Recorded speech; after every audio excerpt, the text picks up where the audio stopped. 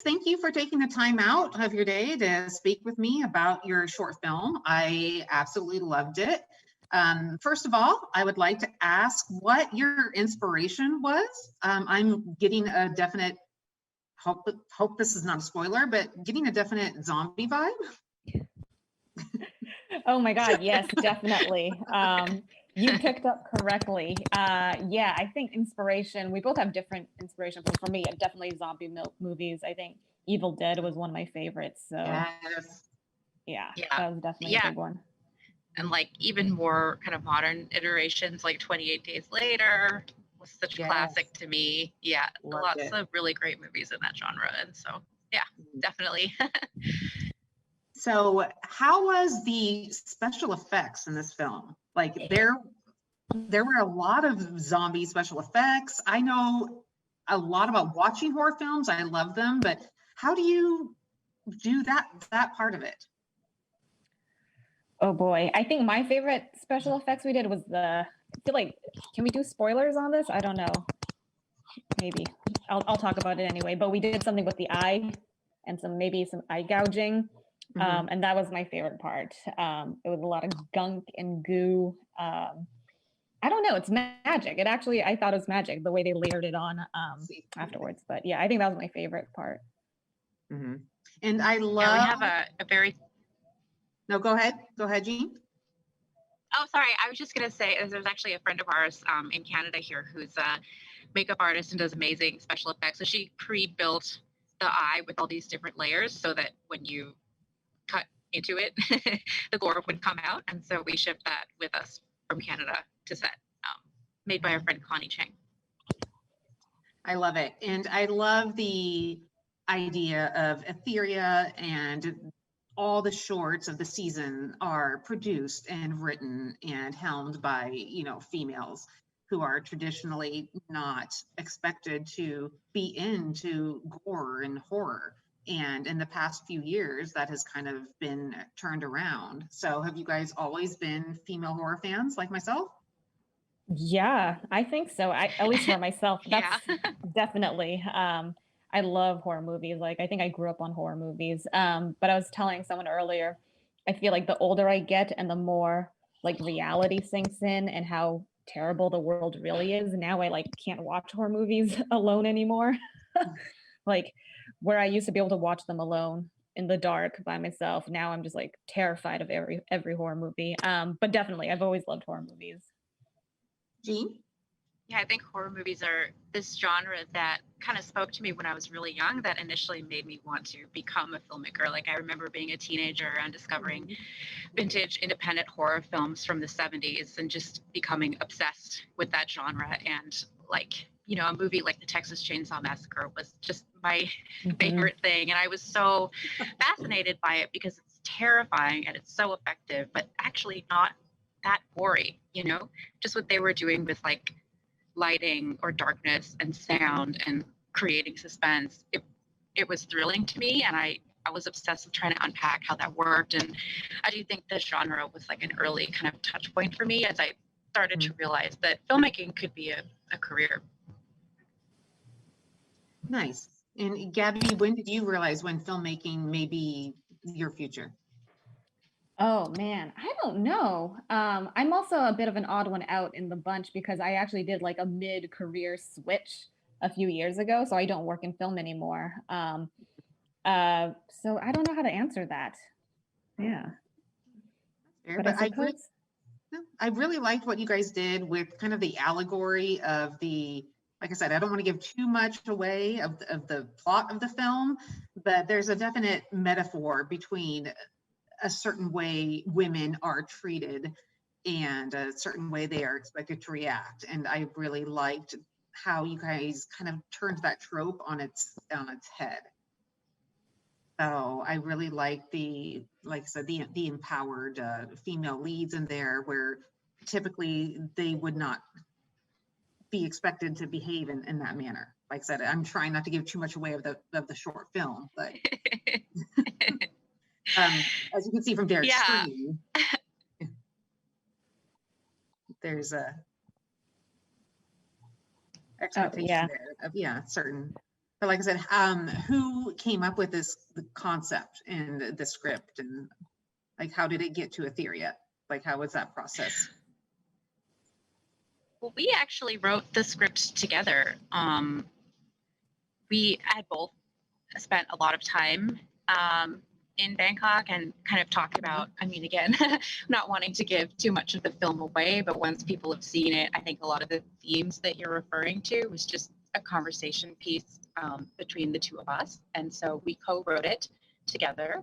And then we looked for production companies in Bangkok that we admired and reached out to a company called Electric Eel Films, told them about the film and asked them if they would help to facilitate and kind of help service produce the project with us.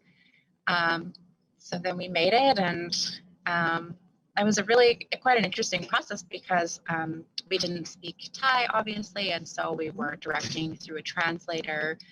But it was such an adventure, and everyone was so warm and supportive, and they helped us translate the film as well for all of the actors and connected us to our DP, who was a commercial DP in Thailand, incredibly talented.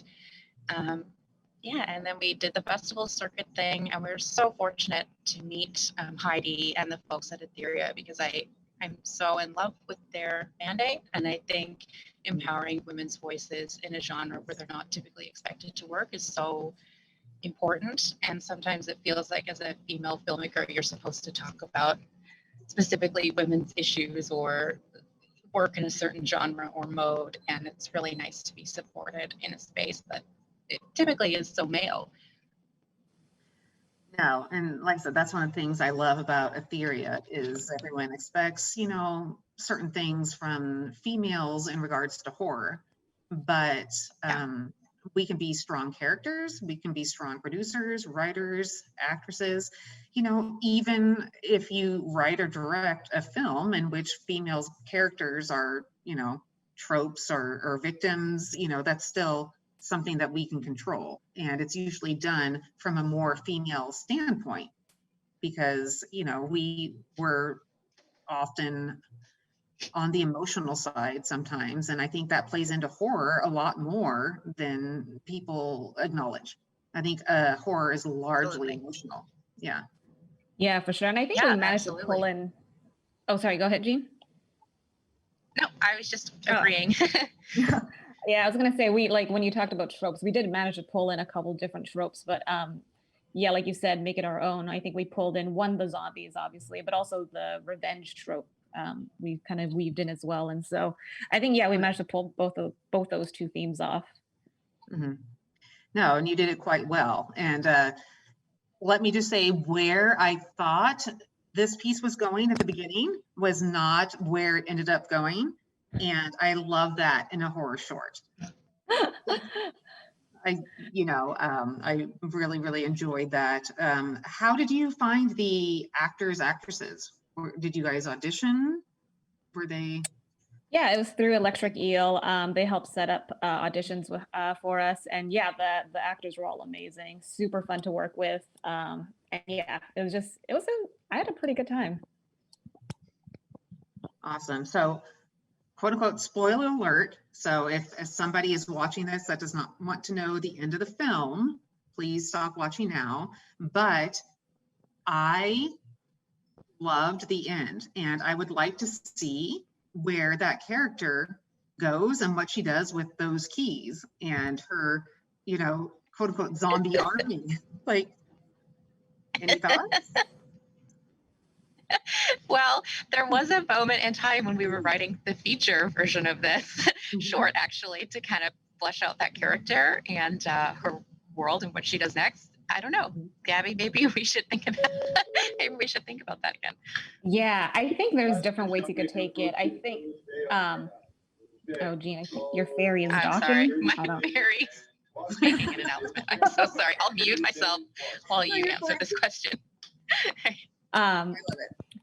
Yeah, I think at the end, at least for me, what I always envisioned, because I love the revenge aspect of it, was that she would release this, army of zombies and have them wreak havoc out of the sheer revenge and chaos. So for me, that's what I liked. But I think And it's a little bit rage. up to interpretation. You can take it however you want. No, I agree. I mean, turning women into sex zombies is definitely something that is revengeable. I mean, Yeah, I feel it's Make you mad. justifiable. just that, yeah. And I loved how in the beginning, the sisters were like, "Oh, we're worried about Devon," and then at the end there was the line repeated, but in a completely different context. Yeah, exactly. Yeah, that's. Yeah. Oh, I'm glad that carried through. Yeah. But yeah, I loved it. I loved the whole thing. Like I said, the gore, the allegories, the performances, the script, and like I said, I want to know what she does. I love the idea of just her running like amok in Bangkok with her like zombie, girl army that have been wronged and getting revenge against cartels and traffickers and all that. So yeah, Jean, maybe we should rethink so the much. future version. Yeah, Oh, totally.